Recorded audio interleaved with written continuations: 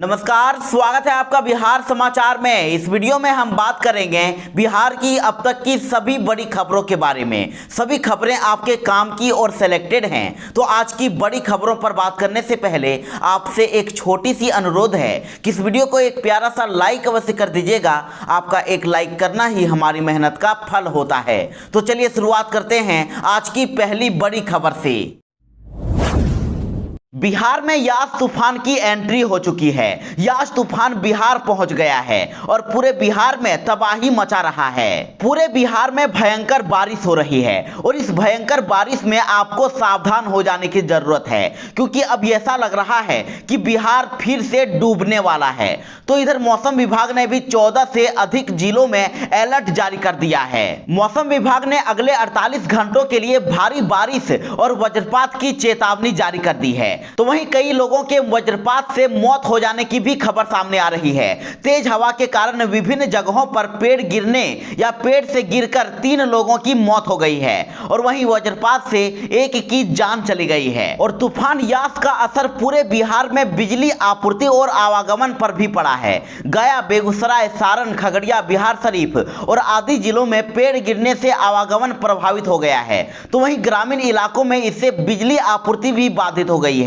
और सबसे अधिक असर भागलपुर, मुजफ्फरपुर, वैशाली, सीमांचल और जमुई में हुआ है। तो इधर आज से पूरे बिहार में चक्रवात का असर दिखने वाला है। बिहार के दक्षिण और पूर्वी बिहार में ठनका गिरने की चेतावनी भी जारी कर दी गई है और अगले 24 से 48 घंटों में बिहार के कुछ जगहों पर ठनका गिरने की आशंका है। मौसम विज्ञान केंद्र के निदेशक विवेक सिन्हा ने बताया है कि बिहार में भारी बारिश होने की वजह से कुछ जगहों पर जल जमाव या फिर बाढ़ जैसी स्थिति भी बन सकती है।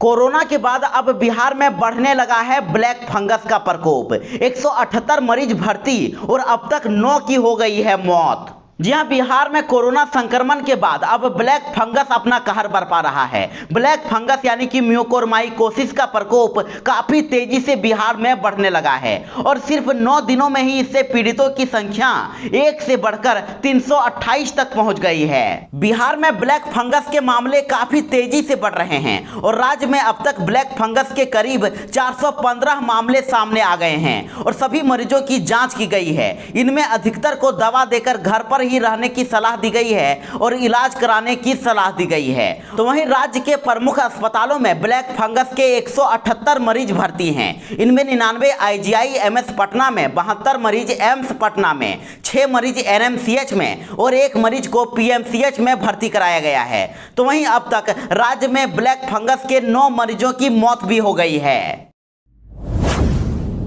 बाढ़ से प्रभावित होने वालों को मिलेंगे 6,000 रुपए। पोर्टल से लिंक कराना होगा आधार नंबर। पटना जिले में बाढ़ से प्रभावित होने वालों की संख्या करीब 1,48,664 है और राहत सामग्री के लिए सभी का आधार नंबर आपदा संपूर्ण पोर्टल से लिंक होना चाहिए। बाढ़ से बचाव राहत कार्य के लिए आवश्यक तैयारी 31 मई तक पूरी कर लें ताकि कोई परेशानी नहीं हो। जिलाधिकारी डॉक्टर चंद्रशेखर सिंह ने बुधवार को अनुमंडल पदाधिकारी और सीईओ के साथ वीडियो कॉन्फ्रेंसिंग के माध्यम से इस आशय पर निर्देश दिया है। आपको बता दें कि बाढ़ प्रभावित लोगों को सरकार की तरफ से 6,000 रुपए दिए जाने हैं और यह राहत उन्हीं को मिलेगी जो आपदा संपूर्ण पोर्टल पर अपना आधार नंबर लिंक करा लेंगे।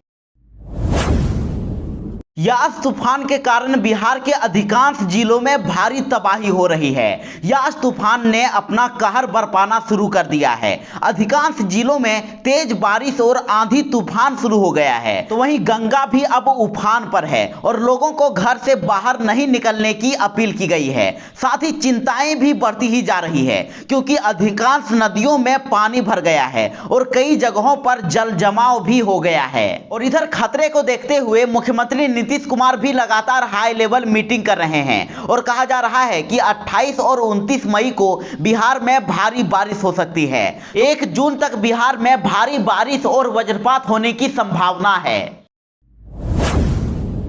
देश में कोरोना को लेकर 30 जून तक रहेगी सख्ती। केंद्रीय गृह मंत्रालय ने सभी राज्य सरकारों को दिया नया निर्देश। जी हां, देश में कोरोना की दूसरी लहर को लेकर इस वक्त की सबसे बड़ी खबर सामने आ रही है। केंद्रीय गृह मंत्रालय ने सभी राज्यों को निर्देश दिया है कि वह 30 जून तक कोरोना की मौजूदा गाइडलाइन को जारी रखे। केंद्रीय गृह सचिव अजय कुमार भल्ला ने सभी राज्यों के मुख्य सचिवों को पत्र लिखकर कहा है कि 30 जून तक मौजूदा गाइडलाइन को लागू रखना होगा। उन्होंने कहा कि पिछले कुछ दिनों से यह देखा गया है कि कोरोना वायरस में कमी आई है, लेकिन फिलहाल हालात ऐसे नहीं है कि नरमी बरती जाए और ऐसे में सख्त निगरानी की आवश्यकता है। तो केंद्रीय गृह मंत्रालय की तरफ से 25 अप्रैल को जो गाइडलाइन जारी की गई थी वह आदेश अब 30 जून तक प्रभावी रहेगा। 30 जून तक वही गाइडलाइन जारी रहेगा और राज्यों को कंटेनमेंट जोन की सीमा तय करने का अधिकार होगा और राज्यों में चल रहे लॉकडाउन को बढ़ाने या घटाने या फिर उसमें कोई ढील दिए जाने के पूरे अधिकार भी राज्यों को ही दिए गए हैं। अब यह राज्यों को तय करना होगा कि वह अपने राज्यों में चल रहे लॉकडाउन में कोई ढील देना चाहते हैं या नहीं। लेकिन बिहार में कोरोना वायरस की आई कमी को देखकर ऐसा लग रहा है कि बिहार में 1 जून के बाद अनलॉक किया जा सकता है। 1 जून के बाद लॉकडाउन के नियमों में ढील दी जा सकती है। बिहार में कोरोना की रफ्तार में काफी कमी आ रही है। बिहार अब कोरोना से जीत रहा है। 24 घंटों में मिले हैं 2568 नए मामले। जी हां, बिहार स्वास्थ्य विभाग द्वारा जारी ताजा आंकड़े के मुताबिक बिहार में बीते 24 घंटों के अंदर 1,22,126 सैंपलों की जांच की गई है और जिसमें से मात्र 2568 नए संक्रमितों की पहचान की गई है। तो वहीं लगभग इससे डबल यानी कि 5015 मरीज ठीक भी हो गए हैं। तो वहीं एक्टिव मरीजों की संख्या की बात करें तो बिहार में अभी 28,447 एक्टिव मरीज हैं जिनका इलाज चल रहा है और अब ऐसा लग रहा है कि बिहार में 1 जून के बाद लॉकडाउन में ढील दी जा सकती है और अनलॉक लागू किया जा सकता है। तो वहीं बीते 24 घंटों में मिले नए कोरोना संक्रमितों की संख्या की बात करें तो पटना में 369 नए मरीज मिले हैं और इसके अलावा दरभंगा में 79, सुपौल में 108, बेगूसराय में 136, समस्तीपुर में 121, पूर्णिया में 80, मुजफ्फरपुर में 128, नालंदा में 85, वैशाली में 107, अररिया में 111, अरवल में 8, औरंगाबाद में 35, बांका में 4, भागलपुर में 35, भोजपुर में 18, बक्सर में 19, ईस्ट चंपारण में 82, जमुई में 18, जहानाबाद में 13, कैमूर में 6, खगड़िया में 30, किशनगंज में 118, लखीसराय में 21, मधेपुरा में 61, मधुबनी में 52, मुंगेर में 33, नवादा में 28, रोहतास में 8, सहरसा में 40, सारण में 65, शेखपुरा में 15, शिवहर में 23, सीतामढ़ी में 37, गया में 70, वेस्ट चंपारण में 69, सिवान में 84, गोपालगंज में 151 और कटिहार में 54 नए संक्रमितों की पहचान की गई है।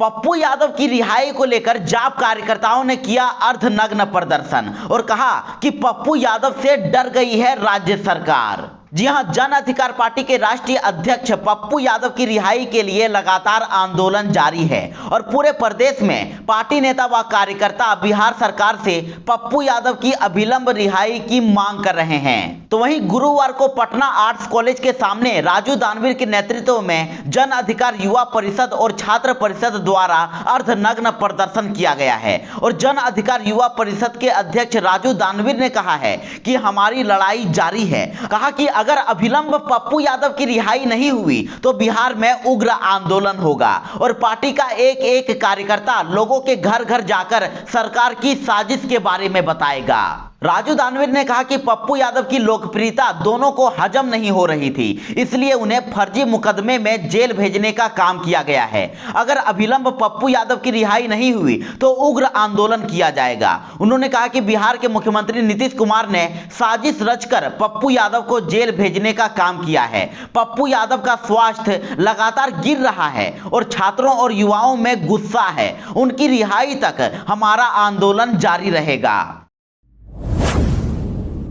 भारत को मिलने वाली है 4 नई वैक्सीन। हर दिन 1 करोड़ लोगों के टीकाकरण की तैयारी। जी हां, नीति आयोग के सदस्य डॉक्टर विनोद के पाल ने देश में वैक्सीन उपलब्धता की जानकारी देते हुए कहा है कि जल्द ही भारत में 4 नए टीके आने वाले हैं। उन्होंने ये भी बताया कि केंद्र सरकार उत्पादन बढ़ाने के साथ हर दिन 1 करोड़ लोगों के टीकाकरण की तैयारी कर रही है और राज्यों की ओर से टीकों की कमी की शिकायत के बीच उन्होंने बताया कि राज्य सरकारें कुल उत्पादन का 25% हिस्सा खरीद रही है। उन्होंने कहा कि राज्य हमारी वैक्सीन उत्पादन क्षमता को जानते हैं। जब उन्होंने कहा कि वे वैक्सीन खरीदने में लचीलापन चाहते हैं तो नया सिस्टम लाया गया। अब केंद्र सरकार देश में उत्पादित 50% टीकों की खरीद करेगी और जिन्हें राज्यों को मुफ्त में दिया जाएगा और इनका इस्तेमाल 45+ वाले लोगों के लिए होगा। तो वहीं शेष 50% राज्य सरकारें और प्राइवेट सेक्टर खरीदेंगे।